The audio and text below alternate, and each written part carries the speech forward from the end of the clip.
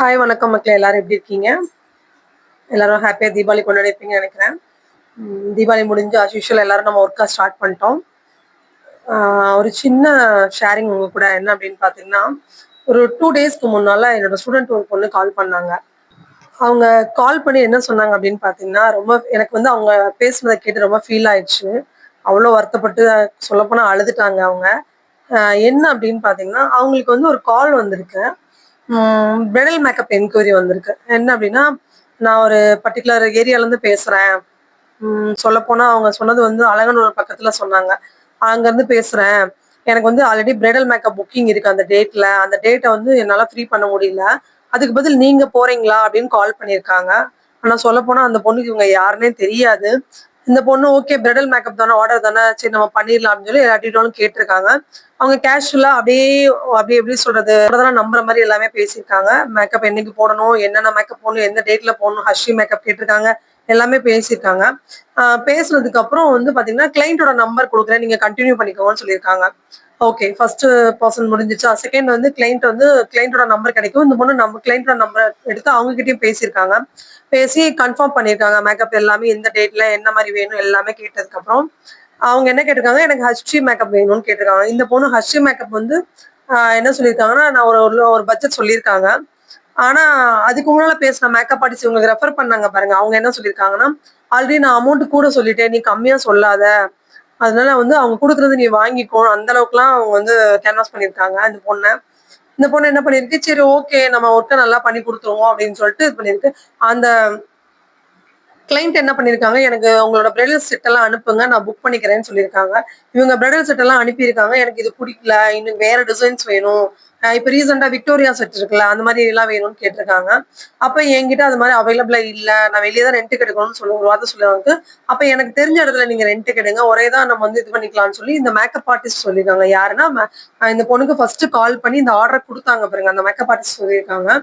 அவங்க பேசுனதுக்கு அப்புறம் பாத்தீங்கன்னா, பேசிட்டு எல்லாம் பண்ணிட்டு ஓகே தான், செட் எல்லாம் ஓகே எல்லாம் பண்ணிட்டு, ஒரு செட்டோட ரேட் வந்து 3000, 2 செட்டுக்கு வந்து 6000 ரெண்ட். இது கொரியர் சார்ஜ் தனியா நீங்க வந்து 800 ஆட் பண்ணிக்கோங்க. அப் அண்ட் டவுன் 400 வரும் குடுத்து விடுறதுக்கு. அதெல்லாம் சேர்த்து 6800 எனக்கு நீங்க ஜிபே பண்ணுங்க. அப்பதான் நான் செட்டை வந்து வெளியே போயிடும் செட் அந்த முகூர்த்தத்துக்கு. அப்புறம் இந்த மேக்கப் நீங்க எப்படி பண்ண முடியும் அப்படின்னு சொல்லி ஆர்குமெண்ட் போய், சரி இந்த பொண்ணு ஒரு ஆர்வத்துல, இத்தனைக்கும் கிளைண்ட் வந்து அட்வான்ஸ் கொடுக்கல. இந்த பொண்ணு மேலே தப்பு நிறைய இருக்கு. நானும் சத்தம் போட்டேன். அட்வான்ஸ் கொடுக்காம நீ ஏமா இவ்வளவு அவங்களுக்கு நீயே ரீபே பண்ண, செட்டுக்கெல்லாம் ஏன் பே பண்ணேன்னு கேட்டேன். இல்ல மேம், செட்டு வந்து அந்த டேட்ல போயிரும்னு சொல்லிட்டாங்க. அப்ப போயிட்டா நம்ம இந்த மேக்கப் ஆர்டர் நமக்கு விட்டு போயிருமேன்னு பயந்துட்டு நான் பே பண்ணிட்டேன் அப்படின்றான். அந்த அமௌண்ட்டை வாங்கின நிமிஷத்துல இருந்து இப்போ வரைக்கும் அந்த கிளைண்ட்டும் சரி, அந்த மேக்கப் ஆர்டிஸ்டும் சரி போனை எடுக்கவே இல்லை. எல்லாமே நாட் ரீச்சபிள் ஆயிடுச்சு. சுவிட்ச் ஆஃப் பண்ணிட்டாங்க. இந்த பொண்ணு நம்பரை பிளாக் பண்ணிட்டாங்க. நான் எனக்கு அந்த பொண்ணு நம்பர் அனுப்புனாங்க. இவங்க இப்படிலாம் பண்ணிட்டாங்க மேம் சொல்லி. நம்ம குரூப்ல எல்லாம் சர்ச் பண்ணேன். எந்த குரூப்லயும் அந்த நம்பர் இல்ல. புது நம்பரா இருக்கு. இதே மாதிரி நிறைய இடத்துல நடந்திருக்கு, கேள்விப்பட்டிருக்கோம். இது நம்ம ஸ்டூடெண்ட்டுக்கே நடக்குது. நம்ம சுத்தி இருக்கவங்களுக்கு நடக்கும் போது வந்து இது விழிப்புணர்வு கண்டிப்பா வரணும். நிறைய நீங்க சோசியல் மீடியால பாக்குறீங்க. டெய்லி ரீல்ஸ், பாட்டு, டான்ஸ் பாக்குறதோட தயவு செய்து நியூஸ் பாருங்க. சோசியல் மீடியால நிறைய நியூஸ் உட்காந்த இடத்துல நீங்க போன்லயே பாக்கலாம். என்ன நடக்குது, கிரைம்லாம் என்ன மாதிரி பண்ணிட்டு இருக்காங்க, அதெல்லாம் தெரிஞ்சுக்கிட்டா மட்டும் தான் நம்ம பிசினஸ் பண்ண முடியும். இப்போ அந்த பொண்ணு அமௌண்ட் போயிடுச்சுன்னு ஒரே அழுக.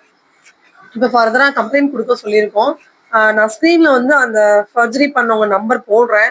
அந்த பொண்ணு அமௌண்ட் ஜிபே பண்ண கிரீன்ஸ் ரெக்கார்டு வச்சிருக்கு, எல்லாமே வச்சிருக்கு. இதுல ஒரு பியூட்டி என்ன அப்படின்னா, அந்த பொண்ணு என்ன பண்ணிருச்சு அப்படின்னா, அந்த அவங்ககிட்ட பேசுற சேட்டிங் எல்லாமே இருக்குன்னு சொல்லிச்சு. ஓகேடான்னு சொல்லியிருந்தேன். அதை வந்து ஃபார்வர்ட் பண்றேன்னு வேகமா ஃபார்வர்ட் பண்ணியிருந்திருக்கு, ஃபுல்லா அழிஞ்சிருச்சு. இந்த பொண்ணு ஸ்கிரீன் ரெக்கார்ட் கூட எடுத்து வச்சிருக்கலாம். எது சரினா ஜிபே பண்ண அமௌண்ட்டும் ஒரு சில வாய்ஸ் நோட் மட்டும் இருக்காமா. அதை வச்சு கம்ப்ளைண்ட் கொடுக்க சொல்லிருக்கேன். கமிஷன் ஆஃபீஸ்ல கம்ப்ளைண்ட் கொடுக்க போறாங்க இன்னைக்கு. இந்த வீடியோ நான் எதுக்கு போடுறேன் அப்படின்னு பாத்தீங்கன்னா, தயவு செய்து முகம் தெரியாத நபர்களோ, இல்ல நான் ஓப்பனா சொல்றேன் செமினார்லயோ, இல்ல ஒரு ப்ராடக்ட் வாங்க போற இடத்துலயோ யாரையும் நீங்க மீட் பண்றீங்க அப்படின்னா உடனே நம்பிடாதீங்க. ஏன்னா எல்லாரும் இயல்பா இருக்க மாட்டாங்க. நம்ம கண்டுபிடிக்க தெரியாது. நம்ம இன்னசென்ட்டா இருப்போம். அதனால ரொம்ப கவனமா தான் நீங்க ஹேண்டில் பண்ணுவோம் ஒவ்வொரு விஷயத்தையும்.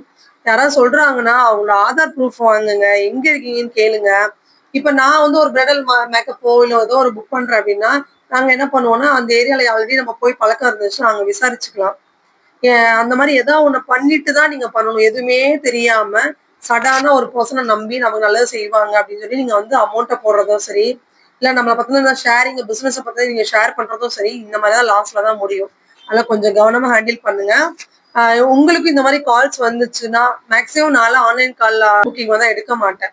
நான் என்ன சொல்லுவேன்னா, எனக்கும் ஃபோன் வரும். சென்னையில இருந்து பேசுறோம், திருச்சில இருந்து பேசுறோம். மேம் நான் வந்து நாங்க பெங்களூர், மதுரையில கல்யாணம் நடக்குது அப்படின்னுவாங்க. நாங்க ஆன்லைன்ல நாங்க வந்து அட்வான்ஸ் பேமெண்ட் போடுறோம்னுவாங்க. நான் ஒரே வார்த்தை தான் சொல்லுவேன். உங்க ரிலேட்டிவ்ஸ் யாராவது மதுரையில இருப்பாங்க. உங்களுக்கு கல்யாணம் மதுரையில நடக்குது. அப்ப ரிலேட்டிவ் இருப்பாங்களா? அவங்கள வந்து எனக்கு ஆஃபீஸ்ல பே பண்ண சொல்லுங்க. அப்பதான் நான் வந்து பெடல் ஆர்டர் எடுப்பேன்னு தான் சொல்லுவேனே தவிர, ஏன்னா இந்த மாதிரி நடக்கக்கூடிய விஷயங்கள் நிறைய கேட்டிருக்கோம். பார்த்துக்கிட்டே இருக்கோம். அத நம்ம தப்பு பண்ணக்கூடாது. சரியா? அதுல கொஞ்சம் கவனமா ஹேண்டில் பண்ணுங்க. உங்களுக்கு ஆன்லைன் கால் வந்தாலே ஃபர்ஸ்ட் நீங்க எங்க இருந்து பேசுறீங்க? யாரு? அதேபோல வந்து உங்களுக்கு ப்ராப்பரான ஆஃபீஸ் கால்ல இருந்தா வருது. ஒரு அகாடமில இருந்து வருது. ஒரு கிளாஸ் என்குயரி வருது. அப்படி இல்ல ஒரு ஆஃபீஸ்ல இருந்து ஒரு ஏதாவது என்குயரி வருது அப்படின்னா, அவங்க வாட்ஸ்அப் செக் பண்ணாலே தெரிஞ்சிரும். கீழ ஐடில இருந்து எல்லாம் ப்ராப்பரா குடுத்துருப்பாங்க. எப்பயுமே யாரு பேசினாலும் எனக்கு Instagram ஐடி, YouTube ஐடி அனுப்புங்க. உங்க ப்ரொஃபைல்ஸ் எல்லாம் எனக்கு அனுப்புங்க. அப்படின்னு சொல்லிட்டு அப்புறம் உங்களோட டீட்டெயில சொல்லி ஷேர் பண்ணுங்க. அதுதான் உங்களுக்கு நல்லது. எப்பயுமே வந்து உடனே ஃப்ரெண்ட் ஆகுறேன்ற பேர்ல எல்லாமே வந்து இழந்துட்டு நிக்காதீங்க. இப்ப வருத்தப்பட்டா யாருக்கும் பயன் இல்ல. பாத்துக்கோங்க. தேங்க்யூ. பாய்.